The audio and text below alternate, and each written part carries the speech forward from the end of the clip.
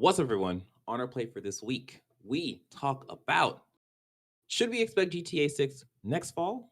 Rockstar thinks so. Is there a connection between this year's PlayStation Showcase being so lackluster and Sony now delaying first party games out of this year? We then predict what Keighly has in his back pocket for opening night live slash Gamescom 2023. All this on more all this and more on season 7, episode 31 of Press X to Start Gamers Digest. What's up, everyone? I'm your host, DJ, aka Sexy Bad Choices. I am joined by. On MF Ross, Ooh, what does the MF stand for? Emperor of the Sea. Emperor of the Sea. Oh, I like that. His use of English is immaculate. Now you know who we are. Press X Start Gamers Digest is a video podcast that condenses the most important news of this past week into an hour-long meal just for you. We are live on YouTube every Sunday at 3-ish p.m. Eastern Standard Time. Hello, YouTube. How are you? You're doing good? Good. Don't forget you can support us by liking the video, subscribing to the channel, and hit the notification bell. If you are listening, we greatly appreciate you leaving us a review on Apple Podcasts or the podcast services you are tuned in on. If you want to join in our conversations, you can by joining our Discord at pressx2start.com/Discord. Nailed it. Nailed it. Now you know who we are, what this is, and really why you're here. Let's start that. Let's start with the gaming news. You ready, Sean? Okay, cool. Oh, you're really cool. All right. Number one, GTA 6 team doubles down on a 2020, 2024. It's a lot of 20s. Okay. So, okay. GTA team, aka Rockstar, doubles down on 2024 release date window. This comes from Inverse. By way of Joseph Yadin. I hope I nailed that last name properly. All right. I'm reading from the article. In the company's most recent earning calls, Take-Two doubled down on the expectation, seemingly confirming that GTA 6 could launch in 2024. This also supports ongoing rumors that Rockstar may finally reveal the game later this year. During the most recent Take-Two earnings call, as reported by Video Games Chronicle, CEO Strauss Zelnick, I think that's right. Yes. We remain confident that we are positioning our business for a significant inflection point in fiscal 2025, which we believe will include new record levels of operating performance. Specifically, the company still expects to deliver 8 billion in net bookings during fiscal year 2025, which, as noted, that's a lot of money. Which noted by Axios runs from April 2024 to March 2025. During a May, that's just passed. So yeah, earlier this year they've kind of said that they're planning on doing this, so they're kind of doubling down on that, which is what this article is saying.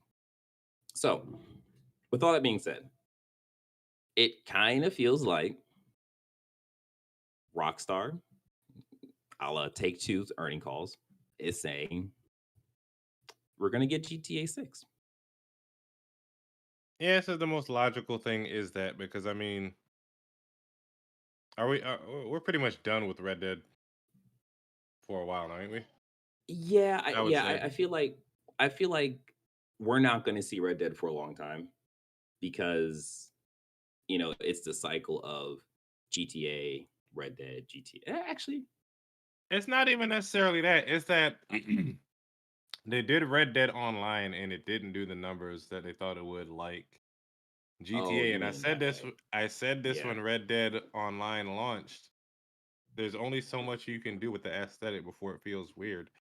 Whereas GTA has always had some type of surrealism and nonsensical shit mixed in from the very beginning. Yeah, no, I totally agree with you. I definitely, like, as a person who did not enjoy my time in Red Dead Redemption 2. You didn't? Jumping, I didn't. I appreciated how simulation the game felt as I'm Yeah, a grounded. cowboy. How grounded it was. Yeah, yeah, I appreciated that, but I didn't really enjoy the game mechanics that was like It's around it. limited by the time period and how grounded they were trying to make it be. Just like I'd say Call of Duty World War II type games. Exactly. People That's don't want to exactly play it. with the old stuff. They want some far out. You got laser guns, hover bikes, and Corvette. Well, whatever in GTA. Yeah, Like, there's only yeah, so much you could do in Red Dead versus GTA. So that's most exactly definitely it. is GTA, unless it's like, nah, Bully don't got the type of clout. So yeah. I definitely like. I agree in that Oh wait, I'm about to say it. The Sims, but no, EA does The Sims. Oh. So yeah, like I definitely agree that like yeah, for one, they captured the idea of being a cowboy and being like in that western, and I think they nailed it. It even But launched a musical career. did it? A little Nas X. I'm joking, but go ahead. Oh, oh. No, you're right. You're right.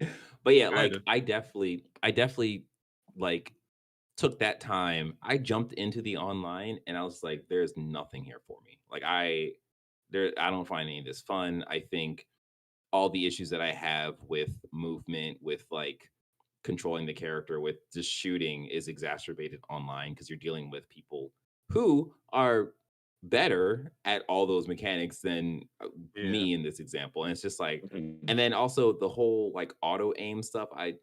There was a lot of stuff that I Aren't you just used didn't to sluggish gameplay, DJ?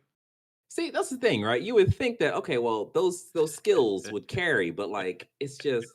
And then I think on top of that, I'm sorry, I'm just getting on Reddit now.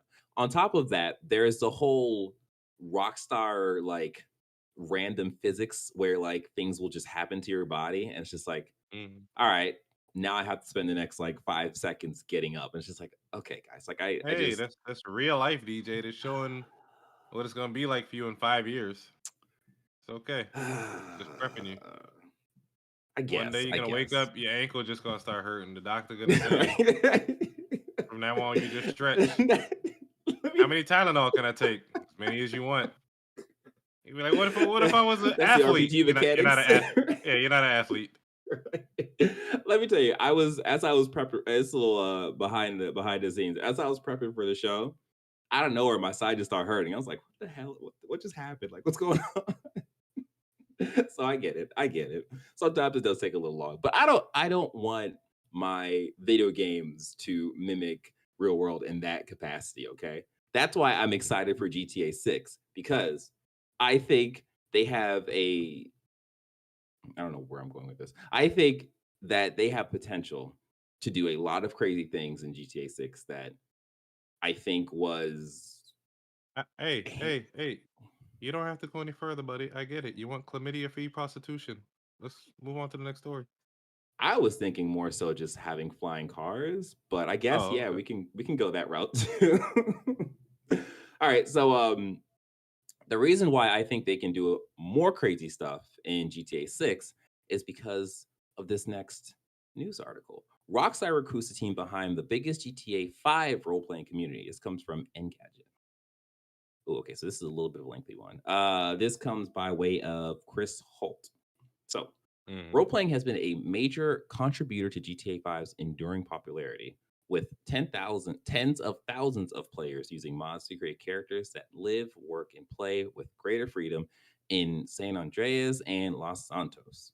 Now, Rockstar is making moves in that space as CFX.re, the team behind the biggest GTA 5, 5M, and Red Dead Redemption 2 Red M mods, and communities, has joined the publisher. Okay. Over the past few, this is a quote by Rockstar. Over the past few years, we've watched the excitement as Rockstar's creative community has found new ways to expand the possibilities of GTA 5 and RDR 2, particularly through the creation of dedicated roleplay servers.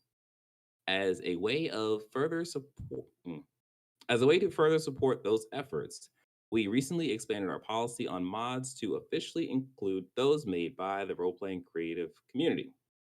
By partnering with the CFX.RE team, I wish there was like a Is there? I wonder if there's a way to say that. That's not like spelled I out. have no idea how to say that. Yeah. Crossfire? Right. I don't know. That might be it, actually.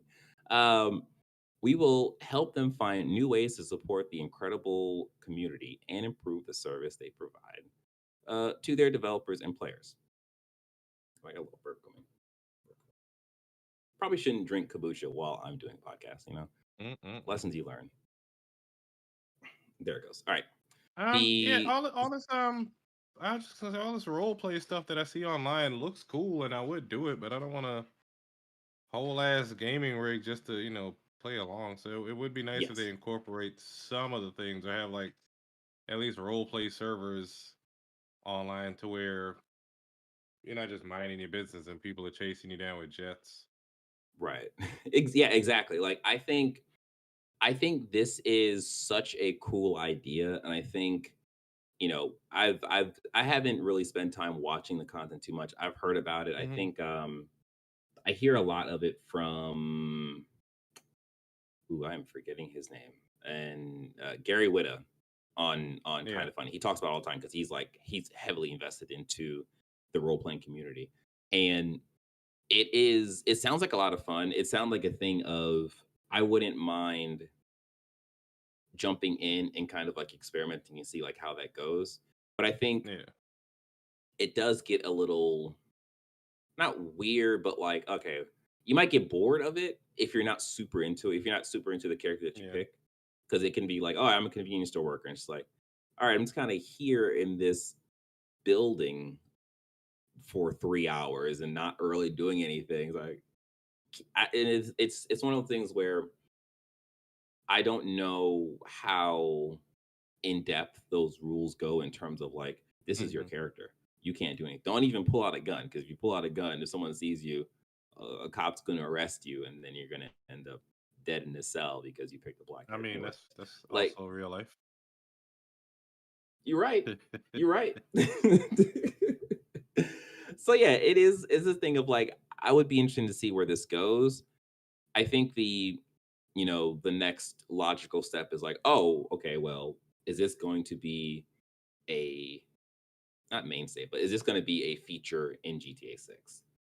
And I I think it might be a little too late for this to be a like launch feature in the game.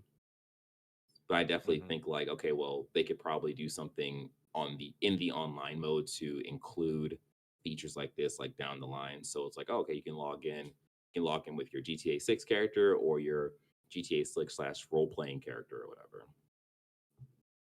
Yeah. Yeah, Yeah. what's your thoughts on this? Um, I mean, I said it. I'd Yeah. be interested in doing some of this stuff. It'd be cool. I Yeah, wouldn't be no yeah. convenience worker, but Yeah, I definitely think it will be cool. I also yeah, I just think I need to see more of this to get a better sense of like what's actually happening in this. Because I feel like can you pick like a robber? Can you be a gunman? Like, like- anyways, we'll see. All right, Bungie recast Lance Reddick as Zavala with Keith Davis. Actually, before we do that, you listener, if you like to hear more of this podcast, you could do us a solid by liking this video, subscribing to the channel, and hitting that notification bell right as you hit the subscribe button. It's right next to it. It's right next to it. So all you have to do is hit that, and then you'll be good. And then you'll be able to watch the rest of this because that's how YouTube works nowadays. If you are listening and you're not hearing or watching any of this, can you do us a favor and leaving us a review on Apple Podcasts or the podcast services you are currently tuned in on? We greatly appreciate that. Thank you. Now, with those two things out the way, we can finally continue on what we were saying. What I was saying. Bungie recasts Lance Reddick's Zavala with Keith Davidson in Destiny 2. This comes from Polygon by way of Michael McWhorter. I think I said the last name right. Man, these last names, boy, I tell you, they are immaculate. All right. they be Bungie kicking has, your ass. I know, man, it's tough. Bungie has recast Commander Zavala in Destiny 2 following the untimely death of actor Lance Reddick early this year. Keith Davis, known for his role in films like The Thing, They Live, and Nope, will take over Reddick as the English language voice. Just got something. Oh, as the English language voice. Oh, you're right. You're right. You're That's right. fine. We'll flip it around. Yeah, Keep yeah, going. yeah. Go ahead and drop that later on. The next thing. All right. Yes. So David's performance as Zavala will begin with Destiny's 2 up and coming the Final Shape expansion, which is due to launch in 2024. Reddick's existing lines in Destiny 2 will remain untouched for the upcoming release, Bungie says. I am honored to continue the great work of Lance Reddick as Zavala, David said in a statement in a brief blog on Bungie's website. Lance captured the character's sense of integrity so wonderfully. It is my intention to continue that work. Bungie previously worked with David during the time of the Halo series, where the actor voiced the Arbiter. David has done ample video game voice work, uh, working during his 40-year acting career, including memorable roles in Mass Effect, Saints Row, and Call of Duty franchises. So yeah, that's awesome. I think this is probably the best like voice Keep talking casting about you it. can do. Okay, yeah. Well, I'm gonna talk to you, audience. How you doing? I think this is probably the best voice casting that could be done to replace like such a such a voice like Lance Riddick. So I'm absolutely happy that they managed to make this kind of casting. I think Keith David will do a fantastic job as Lance Riddick's Zavala. And I don't know. I I also say this as a person who's kind of a lapsed Destiny 2 fan, where like I enjoy that game, but I just haven't really been in it. I haven't played the final shape. But I think it's actually coming for PS Plus as well. So I might actually jump back into that, you know, if I have the time to do that, which is hard to say, seeing how there's a lot of games coming up, especially a game that is very near and dear to my heart, that is Armor Core 6. With Sean being gone, let's actually talk about Armor Core 6, guys. You know what I mean? Oh, wait, he's coming back. Dang it. I guess we'll continue this podcast as normal. Mhm. Hello, Sean. How are you? All righty. Everybody don't All have right. kids. Yeah. Yeah, they're a handful sometimes, you know? All right. So, yeah, I was just saying how I think Keith Davis going to do a fantastic job as Zavala Oh to yeah, yeah, replace yeah, Lance yeah. Reddick. He Yeah. does a lot of voice acting work, so I'm sure he'll be solid. I wasn't too familiar with uh Lance's character in Destiny 2. I've only played it in passing, so Yeah. but he was very dedicated to the gaming community, so that's a big Yeah, loss. for sure. Yeah. All right. Number 3. Sony has delayed several first party PlayStation games out of the fiscal year. This comes from The Gamer. So, this is by way of Joshua Robertson. Cast your mind back a few months and you'll remember the big PlayStation showcase that was meant to amaze and delight everyone, showing us what we can expect to be playing in the near future. In actuality, this showcase was extremely disappointing for a lot of fans, lacking the massive blockbuster exclusive reveals that PlayStation usually reserves for a show for a show of such magnitude. Well, it turns out there may be a reason for that. According to Sony's last financial report, several first party titles intended to launch within the current fiscal year, which is from April of this year to April of next year, were internally delayed and pushed beyond March 2024. Sony claims that the impact of changes in the launch dates of a portion of first-party titles has negatively affected its fiscal year 2023 forecast. Meaning these games will now release either at some point in mid/late 2024 or early 2025. Sony obviously doesn't name the games that were internally delayed, though we can take a good guess based on what we're still waiting on release dates for. So we have games like Stellar Blade is a promising title that we've seen a lot of, though it's not necessarily a first party game, but it's published by Sony. Then we have the Last of Us multiplayer game that was talked about earlier this year and was delayed by Naughty Dog because Bungie said it was not up to snuff. Mhm. And then we have the rumored Twisted Metal reboot, which would make sense to launch that close to the Twisted Metal Peacock show because that's what they did for the Last of Us show. Yeah. Um, yeah, so those are kind of the three games that people kind of jump to. Like, I wonder what a Twisted Metal live service would look like. that's a good question because I don't know. I don't necessarily know where you go with that Yeah. because once you have the stable of characters, I guess you can continue making characters, but I think that just kind of muddies the whole thing of Twisted Metal because it's like yeah, it is the gameplay, but it's also the characters and the stories that you're really, I guess, Yeah, like how invested often in. can you introduce characters and keep it it's not like a fighting game per se. Exactly. Yeah. There's a lot more to balance. But Right. I don't know. Yeah. Yeah, man. So and that's the way that I look at this, and I look at for specifically those three games. Mhm. You have Last of Us Online. I think if that was ready to show and that was showed at the showcase earlier this year, that would have been a banger.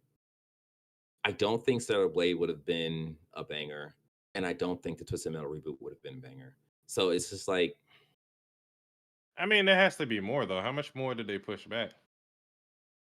well, we don't know. I'm They curious. didn't specify what games. We just Yeah. we're speculating these three, but like, yeah, there are a ton of games that PlayStation is supposedly working on because like we have the Ghost of Tsushima sequel. It's too early for a Ratchet and Clank sequel because Yeah. Insomniac is working on Spider Man. Um, yeah, I think the Ghost Team is the one thing that jumps to my mind because we haven't really heard too much from that. And it Yeah. could be a thing of like, oh, this is including a Legends mode again or whatever. But yeah, You know it what? is a thing. It is not too soon for another Ratchet and Clank game. Granted, games take longer to, develop and produce nowadays. I'm looking at like the Hmm. old timeline and they came out with one at one point every year. O two, O three, True, O four, O five. They skipped O six, O seven. There was two games in O seven. There was two games in O eight, O nine. Skip 2010. You know, true. I But know they take longer to produce now, but yeah, you I know, mean, the only reason why I'm saying that is because they have Spider Man out coming this year. So in my mind, I'm like, all right, well, they're probably going to focus on Spider-Man and that support for a couple of months at least, and yeah, then we will probably see. I would imagine we'll see a Ratchet and Clank video or some sort next year to show like what they have for that game. Um, there is Blue Point, and Blue Point has always been like the hidden like heavy hitter of Sony because like we don't know what their next game is, and I think the last time we heard of it it was supposed to be like the game that they're working on will have new content. Some weird way of saying like it's not a new franchise, but we're making yeah. new content for this franchise. So Yeah, I I don't know think what that's gonna be. Blue Point is due for something as well. 'Cause the last thing they came out was Demon Souls in 2020, and apparently they helped with God of War Ragnarok, so they're due for something. Mm, right. See. So yeah, I look at this like, okay, well, I am happy that PlayStation is delaying these games because I'd rather them delay them and have the games come out when they're ready versus Hmm. putting them out to make X number of dollars and everyone's like, oh, this is actually crap. So there's that, I guess. Yeah, I guess. I'm racking my mind to think like, okay, what could have come out this year that would be. Yeah, I got nothing. I got nothing. Moving on. Yeah. All right. Number 4. This comes from pushsquare.com. Square Enix bafflingly backtracks on Final Fantasy 16 sales, blames slow PlayStation 5 adoption. Now Uh, this is a weird is one. it really though? Yeah, is it really? Right. So this comes by way of Robert Ramsey.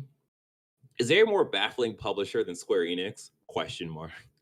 Just last month, this Japanese company issued a statement saying that it's considered sales of Final Fantasy 16 extremely strong after the PS5 exclusive had surpassed 3 million copies in under a week following its launch. Now, however, the new Square Enix box Takashi Hiryu is saying that the action RPG didn't meet the publisher's high-end expectations. High-end. Okay, sure. The backtrack comes courtesy of the company's latest earning report as covered by Bloomberg.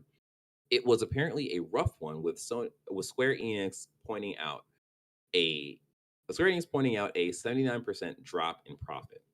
The part that bound to raise eyebrows, though, Kiryu highlighted the PS5 slow adoption as a cause for Final Fantasy 16's struggles. This is despite PlayStation's current gen console recently breaking records left and right. So, I don't think I've ever seen a story where Square Enix was happy with sales though.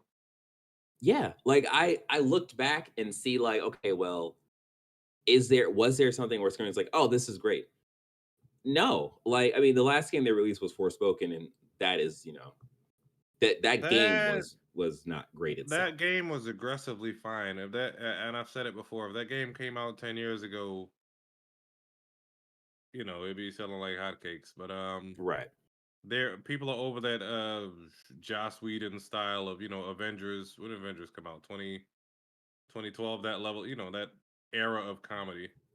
But Yeah. there was Okay. nothing wrong with the game per se. It was just aggressively average in this landscape. Right.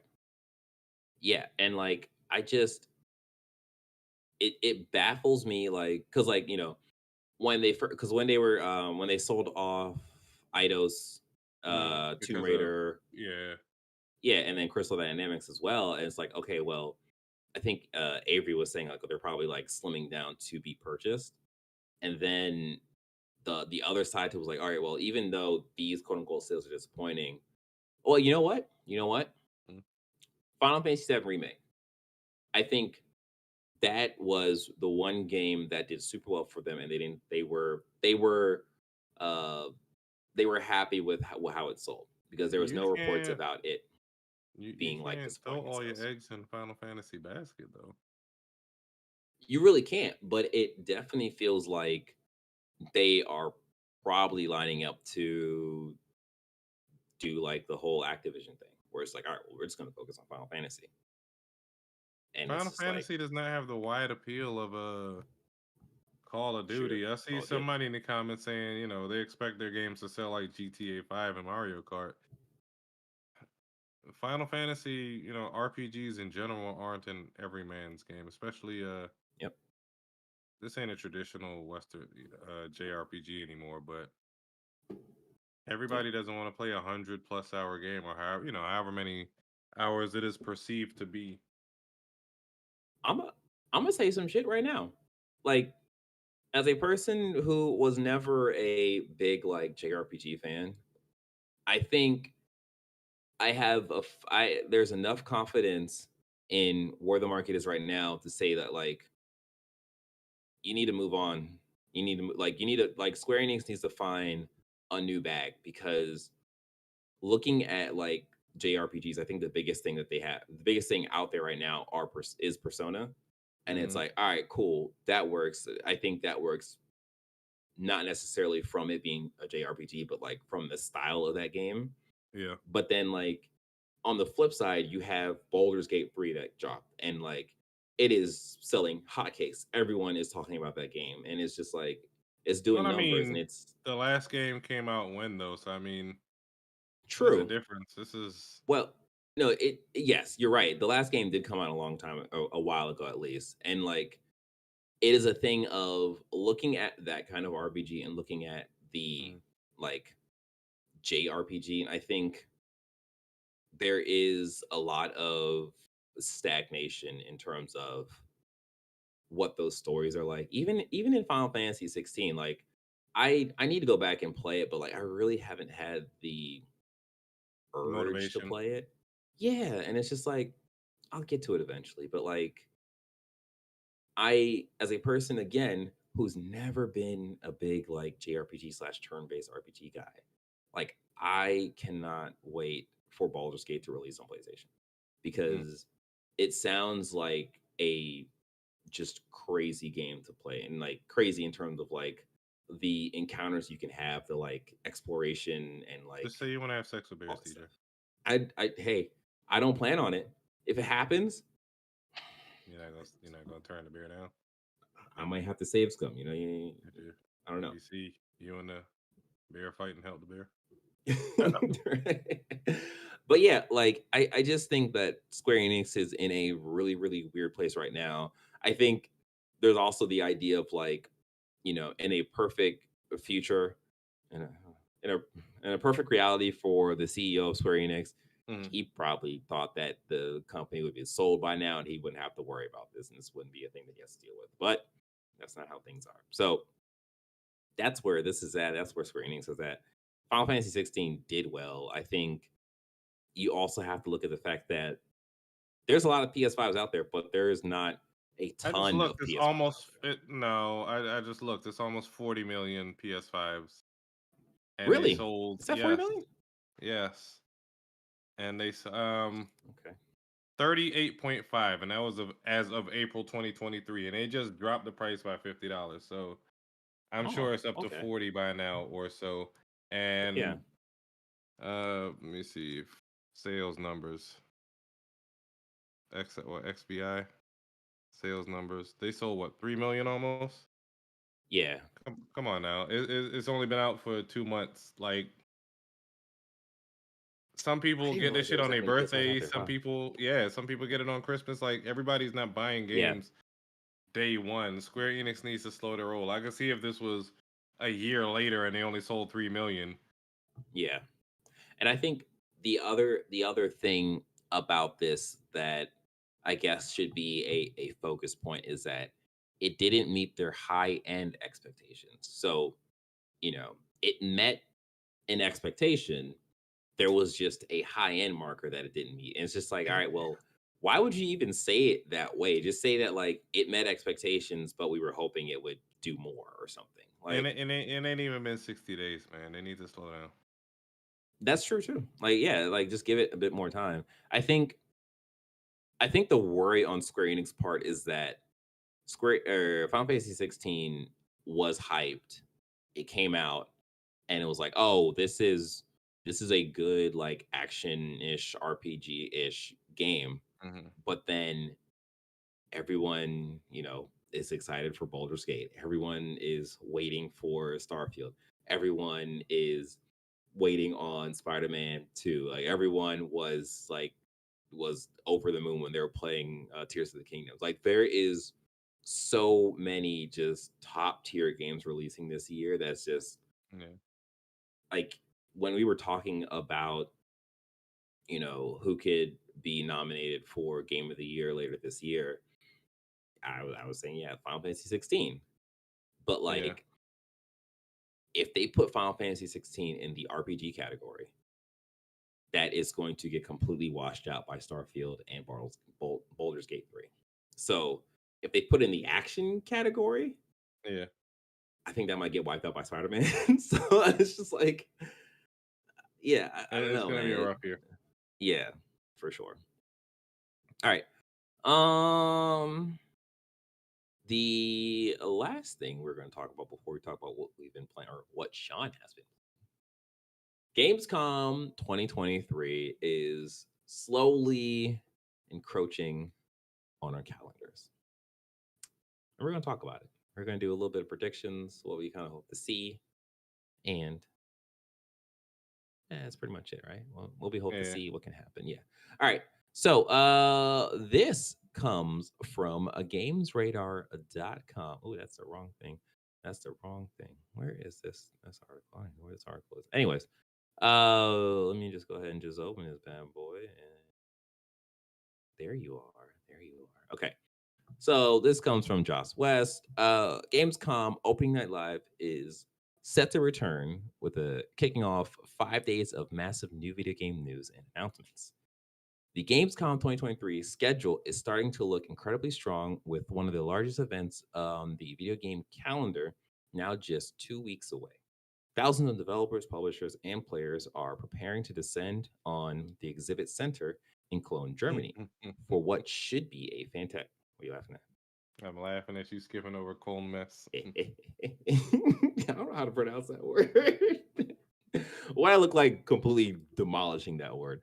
Anyways, yeah, so the exhibit center hall is whatever Sean just said in a fantastic German accent. I appreciate that. Uh yes, it's a fantastic showcase of all the new 2023 games and beyond. The Gamescom schedule the Gamescom schedule got a boost when Xbox announced it would be hosting an expanded booth in the consumer areas of the show. This is where you'll be able to watch exclusive theater presentations of games like Starfield and Forza Motorsports, and you'll get hands-on on up and coming Xbox X series games like Stalker 2 and Cyberpunk 2077 Fanny Liberty. So that's what we got so far. In terms of the list of companies that will be at Gamescom, we have Amazon Games, we got Bandai Namco, Bethesda Softworks, Devolver Digital, Focus Entertainment, Frontier Developers, Heads Up Games, Hoyoverse, the Lego Group, Level Infinite, Nexion, Nintendo, Pearl Abyss, PlayOn, Raw Fury, Sega, Team 17, Ubisoft, Xbox, and not PlayStation because they are skipping it this year. So I let think they're just us. completely out of any type of convention at this point. They're just like whatever. Well, they They're yeah, because they showed stuff for they they gave the release date for Spider-Man to Keighly for the yeah, Summer that was Games it. Fest. Yeah, that was it. Yeah. So yeah, which I think us talking about them delaying games this year, I think that kind of makes sense that they would also skip this because they don't really have anything to show other than uh Why would I show Spider-Man. y'all my fire shit when I ain't even show it at my thing? Yeah. Yeah, that too. Yeah, I mean they could show us more marathon. That'd be nice, or the same trailer. So yeah, so there won't be any PlayStation stuff here. Which I think that's fine, given that we are getting Spider-Man 2 pretty much months or so after this, and they already had their showcase. It doesn't seem like PlayStation's going to do another showcase this year. It doesn't seem like they might need. I mean, they may do another state of play for Spider-Man, but I don't even think that's necessary. Mm. So yeah, PlayStation might just be done for the rest of the year. All right. So with that being said, we have the big hitters like Nintendo and Xbox showing up for this.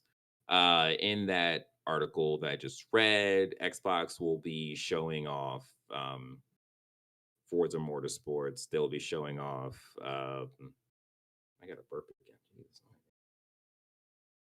There we go. Excuse me. They'll be showing off Stalker 2, Cyberpunk 2077, Phantom Liberty, and Starfield. So those are all kind of in the bank. What other thing or other games do you think might get shown here? Um. I got a couple if you need some time to think. Nah, go ahead because I can't think of anything else. Okay. That I want to. Nothing that hasn't been announced already, other Right. than Parasite Eve. But go ahead. True that. So yeah, I think okay, so Bandai Namco, right? Hmm. You have Armor Core 6 coming out, is actually going to come out while Gamescom is happening. So Yeah. I think it's possible they do a final marketing push for Armored Core 6 during Gamescom, but that's kind of weird where it's just like we're gonna get the game in a couple days. So like whoever don't know about this game, I guess no, let me not even say that. Hmm. All marketing is good marketing. So yeah, they might do that. But I think it's possible that we might see something from the Elden Ring DLC that's supposed to happen. Because I think there's been enough time from when they announced it, like early this year to now, where they could show like maybe a trailer, maybe like a like little hype teaser to get people going again, and then next year they could drop it. So I think that's a possibility. Um yeah, it's kind of the biggest thing that the Bandai Namco. That's kind of the biggest thing that they have going right now. Mm. Right? Yeah. Yeah, I think so. I don't really expect to see too much from Devolver Digital, seeing how they just had their like delayed stream and they delayed like Angerfoot. Is it Angryfoot or Angerfoot? One of those. They delayed that. They delayed the Plucky Squire, which I was interested in, and Yeah, they that was delayed cool. a couple. Yeah, they delayed a couple other games, so I don't really know. I don't really expect too much craziness out of them. I'm gonna jump down to Hoyoverse. I think they're so Genshin Impact We're is waiting for doing. ZZZ, ain't we? Yeah, yeah. So I was gonna say that like Hoyoverse is in a interesting spot because they have Honkai Star Rail Yeah. I don't know the full title for that, but they have that game going and it's doing well. Like a lot of the Genshin Impact streamers are pretty much jumping to that and they're playing that because that's just something new and exciting for them. Hmm. But Genshin Impact is going to release their like 4.0 update, which is like another big new environment called Fontaine. But they do have ZZZ, which they haven't shown anything on since like the first time they showed that game. I don't know. I think they showed a little bit afterwards, but there really hasn't been a anything kind of a blowout for that game. And if I don't know if they're ready to show that. I think we might get a more focused thing on the Genshin Impact's like Fontaine release because that's like the actually no, because that will be already released. I changed my mind. They Wait, might what? show a ZZ thing. I think they might show us a ZZ thing. Okay, what do you got going on? Nothing still? Yeah, no, I can't think of any. Actually. I got nothing. So I looking at this list of games, Yeah. I think Nintendo we might see more of Super Mario Wonder. We might see more of the Super Mario RPG. We might even see more of that Princess Peach game. Um I I think it would be great. I don't know. No. I'm kind of wondering like is it possible that we could see some kind of hint to Nintendo saying like, "Oh, this is cool." Like, "Oh, whatever. Stay tuned because we have a special direct coming in a couple of weeks." And that direct is for the Switch I 2. don't think they would announce that at Gamescom. They just tweet Yeah, it yeah, out, like but yeah. That's where I've kind of like they don't need to do that. They would just do their own thing and like everyone mhm. would just flock to that because that's what it is. So I don't yeah. Pearl Abyss I think is interesting because they make Black Desert and years ago they showed a trailer for Crimson Desert which I'm trying to pull up a trailer for now. But yeah, they showed a trailer for Crimson Desert and That didn't come out that yet. got huh? That didn't come out yet. No. So it didn't Dang. come out because there was no release date attached to it, and uh, what me and I don't remember if you were hyped over it, but I definitely remember myself and Marcus being hyped for it. So, whoosh, that was released 3 years ago. Oh my gosh. Yeah, that's what I'm time. saying. God, Yeah. So it's possible. It's possible that we might see something from this come. Hold on, I'm still pulling up the trailer for this, guys. Give me a second. But yeah, I just don't know. Like, I think I would love to see another trailer for this. I think that'd be a cool thing to show. This is Academy method for you guys. The MVP trophy. Ooh, this is playing something. I think at this point, like, they have to have a release date. They have to say like, "Oh, this is coming next year." Because like, if it's the thing of like, "Oh, it's another trailer," and then we don't see anything for another year, like 2 years or so, like I think it's just a waste of time and energy. So yeah, so this is Crimson Desert, and like it looks phenomenal. Like it looks damn. really, really good. But of course, like this is like kind of CG stuff. So, and I think Black Desert showed really well when it first showed up, and then it just kind of ended up being like a MMO RPG kind of game. So, yeah, yeah. I just trying I to ain't get mad to the at it. gameplay stuff. There we go. So yeah, like for me, this reminded me a lot of Dragon's Dogma because of the combat and like what you're doing and all that stuff.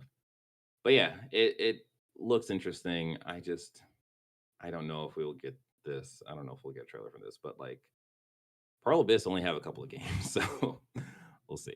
Sega. Sega. New Sonic shit. New Sonic shit. I also wonder if Yakuza. you know what? This would be a good place to show that. More Yakuza content from upcoming games. Yeah, because we did get something from we got a video from the man who the new Yakuza, the man who erases his name or whatever Yeah. that title is called. But like, yeah, for sure. I think that would be a really interesting. I didn't even think about Yakuza. I was thinking of like their quote unquote super game that they're supposed to be working on, which had I guess a little bit of trouble. But like it's supposed to be like Jet Set. No, I think it's separate from Jet Set Radio. I don't know. We might see something of a hint of Jet Set Radio because they've been kind of teasing that. Like I would love to see that, but I don't know. I don't think we're getting that. But moving on. Yeah, Moving on. yeah. I think you might be right in that it might be better to focus on Yakuza because that's a upcoming thing versus teasing out Jet Set Radio, and that's like a future thing that's not necessarily like confirmed, really. Yeah. So yeah. I got Team 17, which I'm not too familiar with. We got Ubisoft, Armor Core, Jesus, Assassin's Creed. We're gonna get Assassin's All Creed Assassin's Mirage. Creed all the time. Yeah, Breakfast, lunch, and dinner. yeah. Like we might get. I would love for them to come out and explain what Assassin's Creed Unity actually is, because up until this point, you mean Infinite or whatever the hell? yeah, Infinite. Yeah, you're right. I said Unity. Jesus. Yeah, explain what that is, because at this point, like, we don't necessarily know what that is. Like, so it's just like, all right, well, we just kind of assume that's going to be a hub, but like for them to say it out their mouth would be key. Yeah, we're gonna get Mirage stuff most likely. I hope that's not their new Ubisoft's Call of Duty, where that's just all they plan on making now. Oh, jeez. And then Yeah. they try a thing and it doesn't work. Up right back to Assassin's Creed. Yeah. I mean, they tried a Hyperscape, didn't do great. I'm sure people are liking X Defiant. I hated it. Yeah, I don't hear anything on it, so I don't necessarily think it's doing amazing. I don't know. But it could be a thing of like, there is a dedicated fan base that is loving that game and absorbing that game, and it's just hidden from me. Yeah, yeah, okay. Other than that, like, although they're not on this list, I would love for um Hollow Knight Silk Song for that to actually show up and be like, hey, we have a release date. Didn't they because have a like release date last time? no, it was a weird thing in the Xbox showcase where it was like, oh, this is supposed to come out in the next 12 months, but then it didn't, of course. And then the last thing they released was like, oh, this game is becoming bigger than we've expected, so we're gonna need more time to develop it. But they never said like it's gonna be a 2024 game. They just never. They said like look for more information in the future, essentially. So yeah, I just I don't know. I like to see that game.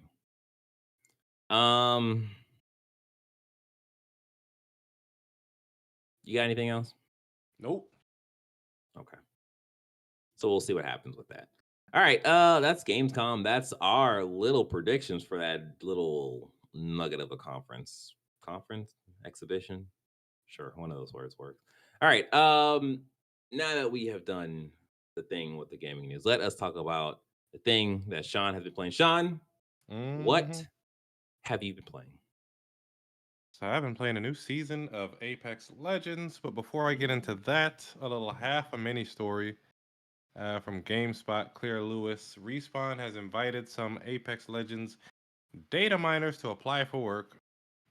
So in the latest I guess updated season 18 code, there was a hidden message, hidden code for the data miners.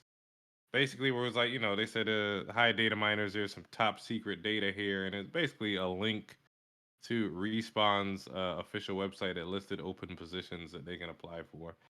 And it seems, as they said, like a subtle dig, but they have a past history of hiring fans of Apex Legends to work on games, including artists and data miners. Currently, their official lore historian for Apex Legends is David Bartle. He was originally a prolific data miner known as Frozen Fro. So, just a neat little thing they threw out there for fans. Who knows if somebody takes the plunge, but that's pretty nifty. Yeah, Um, I totally agree. as Marge would say, Yeah. it's neat. Um, with season 18, they did something that they don't normally do. And what it did is a complete rework of a character, a legend, Revenant. I think his pick rate was in the very, very low percentage. I don't even think he gets picked for comps. And his new kit is strong, but it's not really team oriented. This is a very selfish kit, but I mean, it may boost his pick rate. He kept most of his passive, so he still crouch walks faster and has wall climbing. But now he can wall climb horizontally, so he can kind of climb to the side as well. Oh, He interesting. he can also see when people are low on health, so people get highlighted. And they get highlighted for the team. I think I'm not sure if he did it or if he just sees somebody that's low on health. But Yeah. basically, you can see them through walls and all that. They kind of just get pinged for a certain period of time. I don't remember how long. Okay. His old tactical was basically a silence. It was a projectile silence where you couldn't do any of your abilities. They Okay. removed that. Now he has a tactical shadow pounce. So basically, he just leaps forward to you know, charge down on people that he got low. And his So ultimate.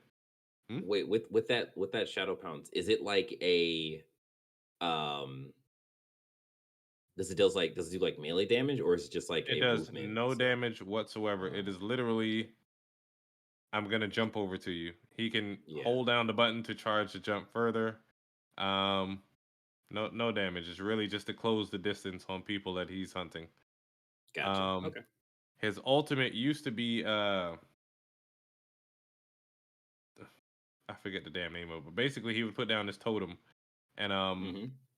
you could interact with the totem and then go rush people down. And I think you would only have like your either your regular health or your shield health when you were in totem form. And once they kill you, you would zip back to the totem. People used to do that to do like a fake rush to get people down and then rush them down again once they respawn.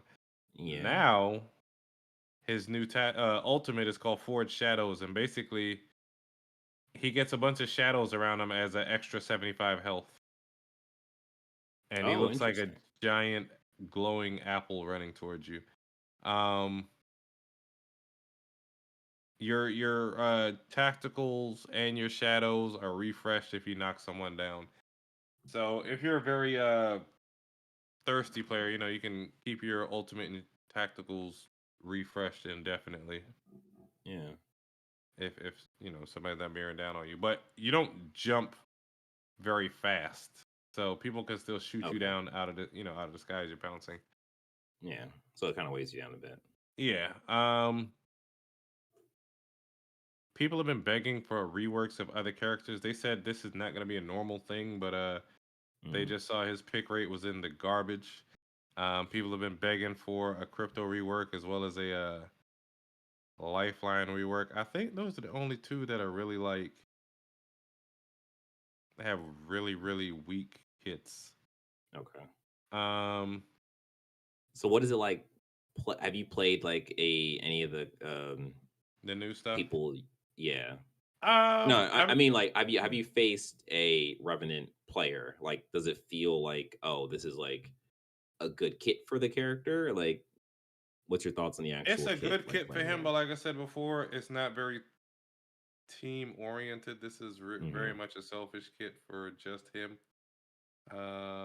I don't know if that was the Yeah, I best guess that makes idea sense. Yeah. considering this is supposed to be a team game, but we'll Right. see how it goes. They're not going to rework it again. Like, oops, we messed up. So it is what it is at this point. Yeah. Um, and then also for the first time, they reworked how a gun operated. So way back in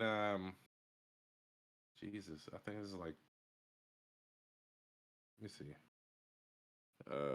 charge rifle. When the hell did that come out? Charge rifle Apex. I want to say it came out in the very early seasons, like season 3. Yeah. Hmm. We're now in season 18. So 15 Yeah. seasons later, Jeez. they change they changed how it worked before, but this is a fundamental, change of how it operates. When it very first came out, it was a hit scan weapon, no damage drop off. If you wasn't using the gun, back then you wasn't saying shit. Like you just had to have one. It was just that overpowered at first. Um Then at some point they did like a damage drop off. So, the further away you were, because people were just using this just to antagonize and poke people and build up their Evo shields. Now it is actually a true charge rifle to where before if you shot it, it shot out a beam for a extended duration and it did damage the entire time. So it would clip you and you could hold, the damage would build up 5, 10, 20, 50 damage, as long as you held a beam on somebody. Now it just shoots a single shot that has bullet drop, but it Oh, charges. So interesting. it's a high risk, high reward gun. So you'll see like a meter build up, and once it fills up, then it will shoot. It will actually shoot the bullet or shoot the Yeah. projectile. And the further away you are, now it does more damage. Oh, interesting. Okay. That's kind of like the fusion rifle in Destiny a little bit. Hmm. It was like a charge and hold, and it shot, and like, it changed depending on the type of fusion rifle you had. But yeah, okay, that's interesting though. Yeah. Yeah. Past that, just you know, balances for characters and guns. They just do that just to keep the meta fresh, what have you. Right. Um, they changed the way ranked worked, although I think it's still people are still complaining about it. Um, Last season and this season, I think they were rewarding people who were ratting instead of actually fighting. So Mm. last season's Master and Predator badges mean nothing because you could literally hide the entire match and come out with more points than somebody who killed half the lobby, I believe. Wow. Okay. Yikes, So man. yeah, it just rewarded placement versus kills primarily. Mm-hmm. But I mean, yeah, that's it for now. They're trying to bring back some more of the lore and all that good stuff. Okay. Okay. They're putting more effort into it. But past that, yeah, Yeah. That's good. Okay.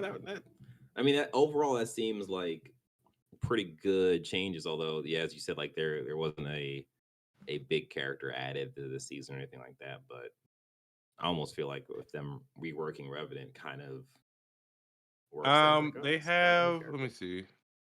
They have a large amount of characters now, Mm-hmm. so I don't think they could keep up with that. Dropping in character every season.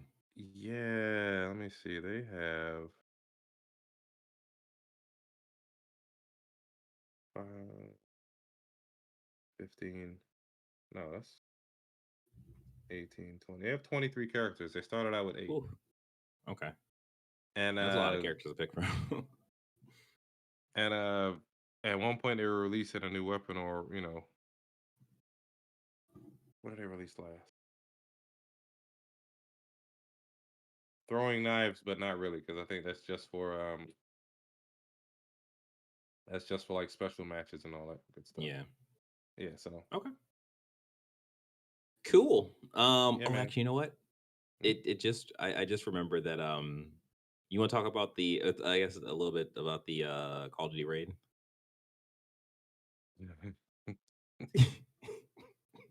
Hey, man. So me, DJ, and my cousin Savion played the Call of Duty raid, and Jesus Christ. Yeah. Infinity Ward's best time was 21 minutes, and I'm still trying to figure out if they like brought in Navy SEALs. Like they must have brought in ringers to do this shit. It took me, Savion, and DJ 90 something minutes to do this. Like 91 minutes to do it. And it's funny because I go to look up the instructions on like how to do a certain portion of the puzzle, and Savion is like, "Nah, I'm just look up the code," not realizing that there's a rotating code to get through certain portions of this mission. And then we just keep on going down over and over, keep on saying last match, and it's funny because we always used to say, all right, we're gonna try a mission before bed at midnight, not realizing this was gonna be a damn near 90-minute, 2-hour long endeavor. Like I definitely thought this was gonna be like at most a 30-minute thing. But then something cued in my head, like, oh no, we're in for it. When I saw, because like right before you start the thing, somewhere in the menus, you could see what the Infinity War best was, and that was 21 minutes. And I was like, that's 21 minutes. We're in for it. man, But like, I feel like if we jump back in and did that raid, we could probably get it done in at least under an hour. here's the issue: we were all using the same warrior combat class. None of us were medics. Yeah. All that good stuff. Yeah. And what's crazy to me is that was the quote unquote normal / easy version. There's a veteran version that somebody said, you know what? This wasn't hard enough. Right. We can make this hard. Let's do it. We should have recorded that session, although yeah, man. all you would have seen was us dying over and over again and reviving. Maybe we'll live stream it one time. Record that. Yeah, for sure.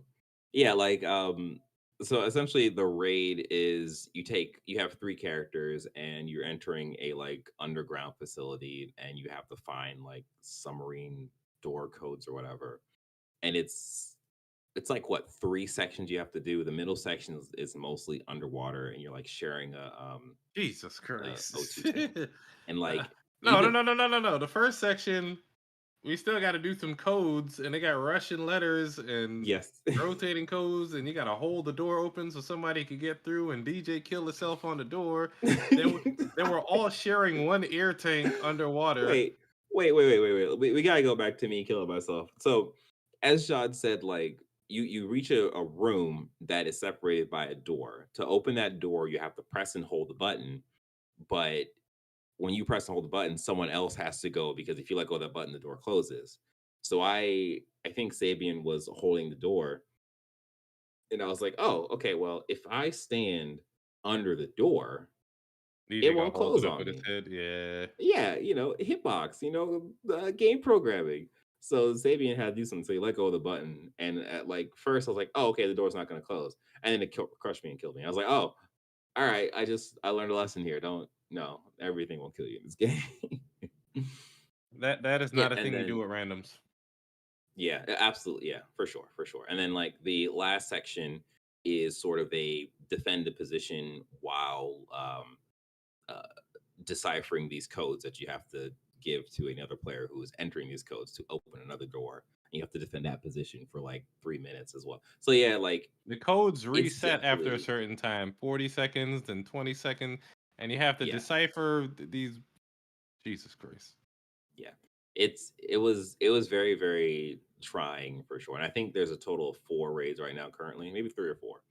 But yeah, I mean, overall, I think it was fun. We did have a good time. We did laugh.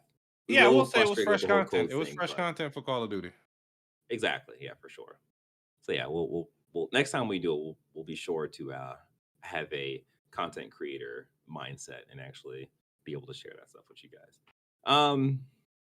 Yeah, okay. I think that's it. I think we've nailed it. I think we've done all that we can for this week's episode of Press X Star Gamers Digest. We hope you enjoyed this episode as much as we enjoy making it. Don't forget to like this video, subscribe to the channel, hit the notification bell. Don't forget, if you are listening, please leave a review on Apple Podcasts or podcast services you are currently tuned in on. Don't forget to have a great day, to wash your hands, play some video games, and just get ready for just the massive amount of video games we have in our future. It's going to be crazy. It's going to be crazy. Sean, are you ready for the future? Are you ready for this? I don't want to get copyright strike because YouTube's really out here with that stuff, man. Jesus. All right. Yeah, take care. I already said all this stuff. All right. Bye.